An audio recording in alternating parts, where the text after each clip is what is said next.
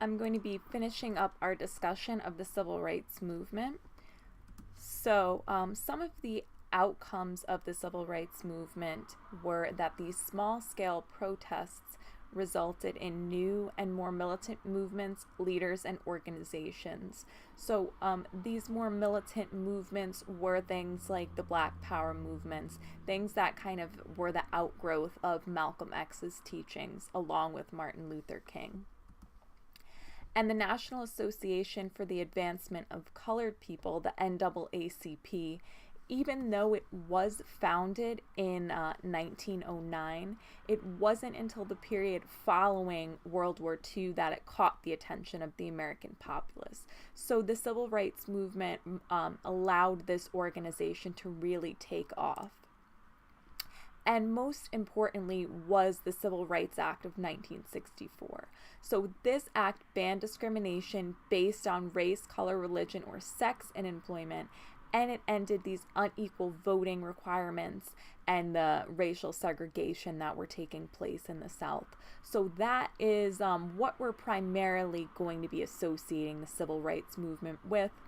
And SNCC was one of the organizations that was very influential in this process.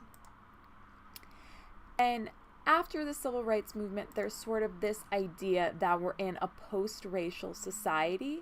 And part of that is this idea that we're colorblind now. So institutionally, the way that works is rather than making programs race-based and considering the race of the individual, these programs that operate within institutions are supposed to be merit-based.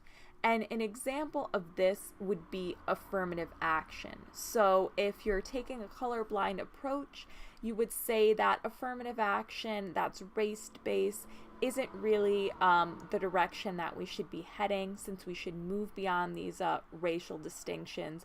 We should incorporate an affirmative action that's merit-based, or if anything, consider the class issues that take place. So it's moving beyond racial data and classifications, and that is something that the civil rights movement did advocate for, right? They didn't want people to be judged by the color of their skin.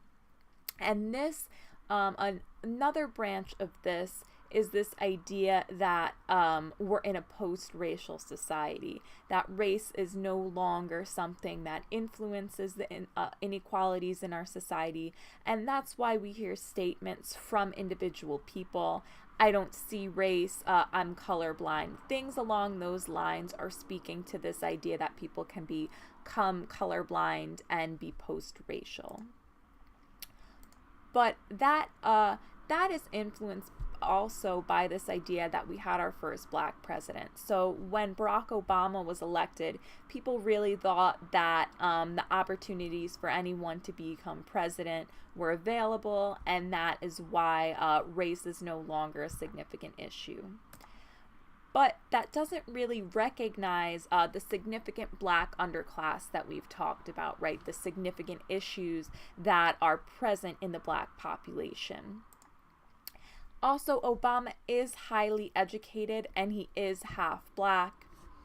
And if we're looking at him becoming president, he did there was a lot of backlash to the fact that he became president. The birther movement is an example of this idea that he wasn't born in the United States, that he was born in Kenya.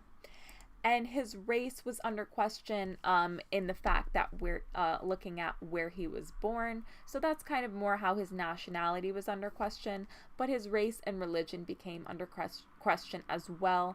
As you can see in this image here, there are multiple images like this online that kind of demonstrate the point that Barack Obama it could have potentially been a Muslim. And that is why it's a little bit difficult to make the argument that we're in a post-racial society.